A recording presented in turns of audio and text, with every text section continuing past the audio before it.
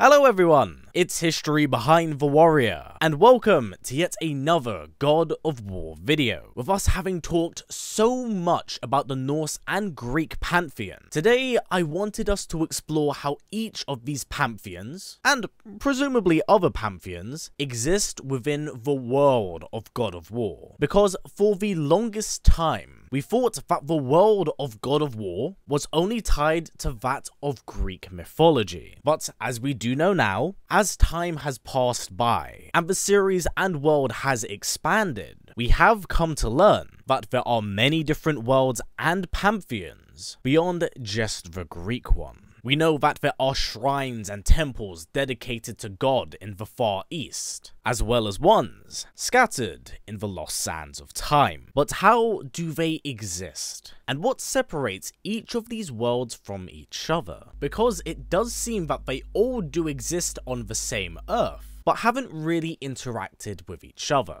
Well, in today's video, we will be discussing this topic in depth, theorizing how these worlds somewhat coexist with each other, and finally, we will be talking about all of the gods that have transversed between them. But before we do begin, I hate to ask guys, but I would super appreciate it if we could get this video to about 500 likes. I have to be very much so upfront and very clear with all of you that recently YouTube has been doing an absolutely abysmal job of having my videos enter the recommended section as well as your sub boxes. So honestly, giving this video a thumbs up really does go a long way. So with that out the way, let's get on to the video, shall we? Now, currently in the world of God of War, we have been exposed to the worlds of two different pantheons. The world of the Nordic gods, led by the ruthless Allfather and Knowledge Keeper Odin, and then the world of the Greek gods, upheld by the Skyfather and King of Olympus, Zeus. Both of these pantheons and worlds do live in their own domain, but how exactly does this work in the God of War universe, as their lands operate in similar ways, but also on different systems? Well, from our understanding, as well as the words of Corey Barlog, God of War 4's creative director, what allows these worlds and pantheons to somewhat coexist is that they are all separated by geography. Now, for those of you who don't really understand this, is that the world and lands of God of War all somehow operate on the same Earth. What simply separates the gods of each pantheon is the countries they originate from. So, for Thor, he would originate from the world of the Norse gods, Hercules to the world of Greece, Khonshu from the world of Egypt. Yes, Moon Knight reference. You get the idea. Basically, the different pantheons of gods are only separated by the lands the legends and tales do derive from. And what's also interesting about this is that along with each pantheon, it means that each heaven or hell or other astral plane is unique to each different legend and mythology. So no pantheon actually shares the same world or afterlife. The ideas may in fact be very similar, but just different enough that they are not the same. So now, to make more sense of this, I'm going to throw on a bit of a theory cap here as to some of the ways this actually works. Because the current explanation that we do have for how these worlds and lands work is incredibly vague. But if I were to expand on these ideas and the foundation that has been laid out, a way I like to think and imagine each of these worlds and pantheons work is that they are basically their own self-contained world and universe. Each different pantheon and world operates by its own rules, creation and logic. It allows for the creation of each of these pantheons to retain their somewhat point of origin without disrupting the birth or creation of another. What I mean by this is like the creation of the Greek world. In God of War's interpretation of Greek mythology, the primordials, which were cosmic beings, would become the foundation for what the Greek world would be built upon. And originally, as far as we knew at the time, this would be what the God of War world would be about. But of course, that has changed. And if we are to turn our eyes to Norse mythology, we know that at the dawn of time, the 9 realms were yet to come into existence. Reality was still an empty void. The creation of the 9 realms would only be born upon the death of Ymir, the very first primordial giant. Upon his death at the hands of Odin, the Allfather and his brothers would separate his being into the 9 realms. And really, it's Ymir's death that is the catalyst for how the 9 realms are born. Now, from what you can kind of tell, Norse mythology and Greek mythology definitely do share some similarities with their birth and creation. But is there enough of a similarity there to warrant considering the idea that Ymir may have been a primordial from Greek mythology? That's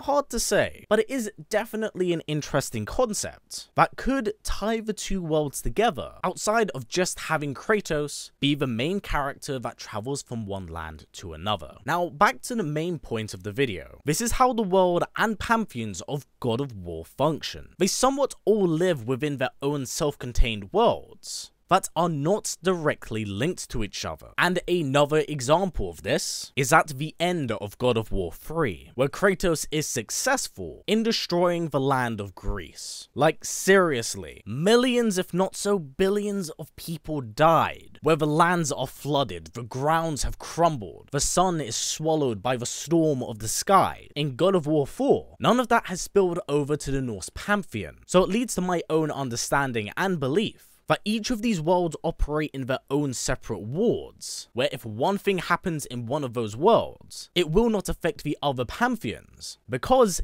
it is within its self-contained bubble. As for how the afterlife and the 9 realms work, that is where things get a little bit harder to explain, because what we currently know of this world and universe is still incredibly vague. But again, if I were to put my theory cap on, and it's actually quite a simple answer, is that I believe it functions in the same way their own mythological afterlife works. So again, it goes back to each pantheon and world operating on its own logic.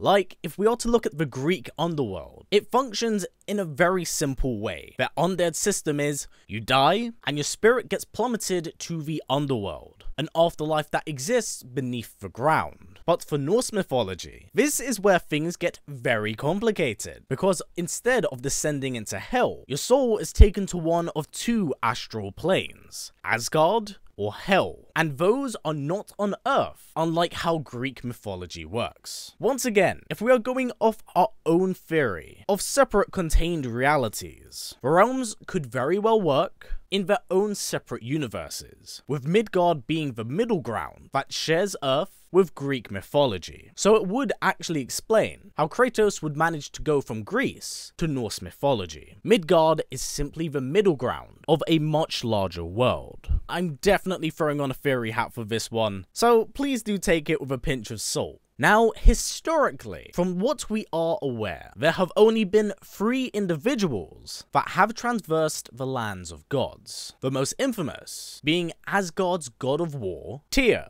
Unlike the other God of Wars we have met before, instead of waging battle, Tyr was only interested in unifying the pantheon of gods under his banner of peace. This led to him traveling to the likes of the lands of the Pharaohs, the tops of Olympus, and many other worlds. Unfortunately, in time, his efforts would ultimately be fruitless, as his father, Odin, went on a mad crusade against the 9 realms. This war would crumble all of Tyr's efforts of unifying the 9 realms and the lands beyond. After the fall of Jotunheim, Tyr would be locked away to lands far beyond his own. Now, currently, it is unknown how he actually managed to traverse the realms, as many of his tales have been lost to time, or have been etched in secrecy, but we have seen many murals of him where he's next to a ship. So this very well could actually be how gods travel to each pantheon. It is also worth mentioning here that Tyr was responsible for the creation of the Bifrost. He very well could use that to travel to lands beyond his own. But